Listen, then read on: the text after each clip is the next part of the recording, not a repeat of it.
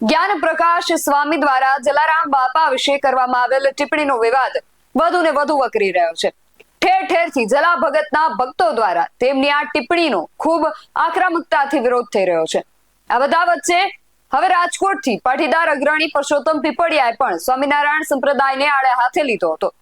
સ્વામીજી દ્વારા કરવામાં આવેલી ટિપ્પણી અને વારંવાર સામે આવતા આવા કિસ્સાઓને લઈને શું કહ્યું પરસોત્તમ પીપળિયાએ, જાણ્યા અહેવાલમાં। જય હિન્દ, બેસાઈન ટીવી ન્યૂઝ પર આપની સાથે હું છું નિધિ ગઢવી।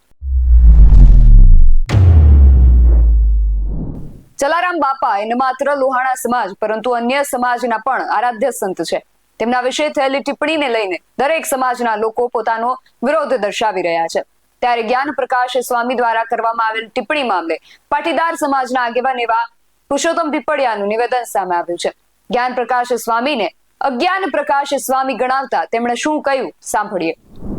હું માત્ર લેવા પટેલના અગ્રણી તરીકે જોવાને બદલે 18 વર્ણના સનાતન ધર્મ છે એમાં 18 વર્ણ માને છે અને આ અજ્ઞાન પ્રસાદ સ્વામીએ જે બકવાસ કરેલ છે તે તદ્દન ઉપજાવી કાઢેલો છે। સ્વામિનારાયણ ધર્મમાં કોઈ ગ્રંથ હતો જ નહીં। આ ગ્રંથ 200 વર્ષ પછી જે ઉપજાવી કાઢેલા ગ્રંથો પોતે જ રચેલા અને પોતે જ એનું પ્રસાર અને પ્રચાર કરતા ગ્રંથોમાં જે કાંઈ લખ્યું હોય તે ઉજાગર કરીને સનાતન ધર્મને ગેરમાર્ગે દોરે છે।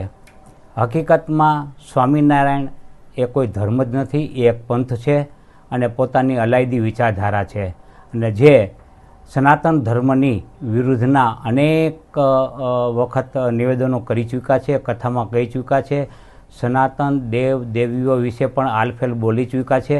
એટલે આવા જે સ્વામીઓ બોલ્યા હોય તેઓને હાંકી કાઢવાને બદલે સ્વામિનારાયણ પંથ તેઓને બચાવમાં જે નિવેદન આપી રહ્યા છે તે ખરેખર દુઃખદ છે। ખરેખર બ્રાહ્મણ સમાજ વિશે પણ હવે જે લેખ સામે આવે છે, મહાદેવ અને પાર્વતીને સેવક કહ્યા છે નીલકંઠના। મેં કહ્યું તેમ કોઈ જ્ઞાતિને એને છોડી નથી।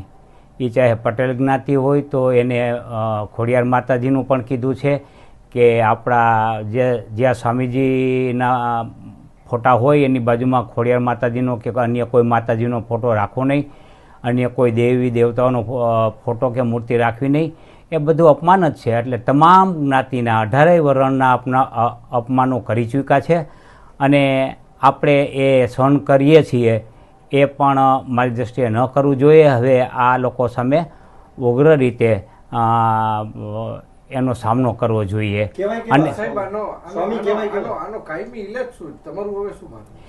કાયમી ઇલાજ એ છે કે આ લોકોના જે કાંઈ પુસ્તકો ઉપજાવી કાઢેલા પુસ્તકો અને મનઘડિત રીતે જે પુસ્તકો છાપેલા છે એ પુસ્તકોને રદ કરવા જોઈએ, ગેરલાયકાત ઠરાવવા જોઈએ અને કાનૂની કાર્યવાહી કરવી જોઈએ કે આ પુસ્તકો સનાતન વિરોધી જે કાંઈ નિયમો છે એની વિરુદ્ધના પુસ્તકો છાપ્યા છે અને એવો ખોટો કુપ્રચાર કરે છે તે અટકાવવો જોઈએ।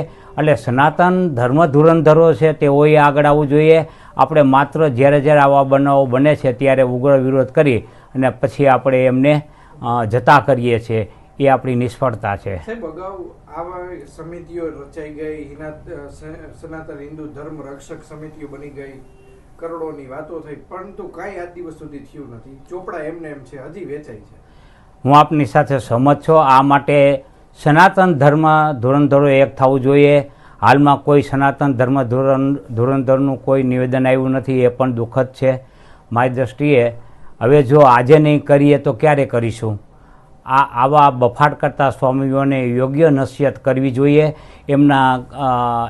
એમના વિરુદ્ધ યોગ્ય કાર્યવાહી કરી અને આવા દૂષણોને ડામવા જોઈએ। નફટ સ્વામીઓના તમે ઉપનામો આપ્યા છે? ના, ઉપનામો તો એ છે એના કૃત્ય આધારિત નામો હતા। ઉપનામો મેં આપ્યા છે એવું નથી, પણ પછવાડા પ્રિયદાસજીઓ તરીકે એ કુખ્યાત છે અને કેટલાક એની વિરુદ્ધ કેસો પણ થયેલા છે અને એ કેસો અત્યારે ચાલુ પણ છે અને આપ વિડીયોમાં પણ જુઓ છો. એટલે એ જેને કહેવાય સૃષ્ટિ વિરુદ્ધના કૃત્ય માટે કુખ્યાત છે, પ્રખ્યાત છે. અને એ સિવાય હમણાં કોઈ એક બહેનોએ પણ એનું શોષણ થયાની ફરિયાદ નોંધાવેલી, એને પણ દબાવીને એ ફરિયાદ અંગે હજી કશું થયું નથી. તે પણ તપાસનો વિષય છે. એટલે આવા તો અનેક, જો સ્વામિનારાયણ પંથ આવાને સ્વીકારતા ન હોય તો આવાને હાંકી કાઢવા જોઈએ. એ હાંકી કાઢ્યા નથી એટલે એનો અર્થ એ છે કે આ પંથ આવા લોકોને સ્વીકારે છે. અને આજે પણ પંથનો તમે જુઓ તો એની જે સોશિયલ મીડિયાની સાઇટ છે એની ઉપર આ અજ્ઞાન પ્રસાદ સ્વામીને બચાવમાં પડી રહ્યા છે.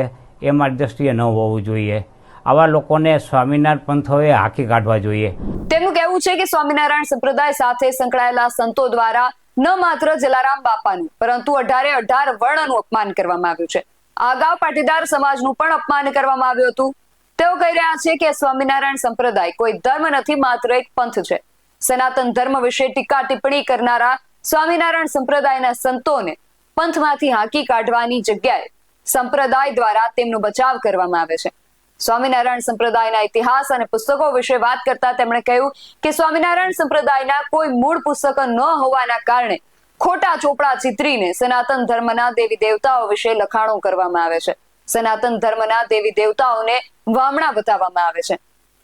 સ્વામિનારાયણ સંપ્રદાય, તેના સંતો, અવારનવાર સામે આવતા વિવાદો અને આ બધા ઉપરાંત આ વિશે પરસોત્તમ પીપળિયા દ્વારા આપવામાં આવેલ નિવેદન વિશે તમારું શું માનવું છે અમને કમેન્ટ કરીને ચોક્કસથી જણાવજો.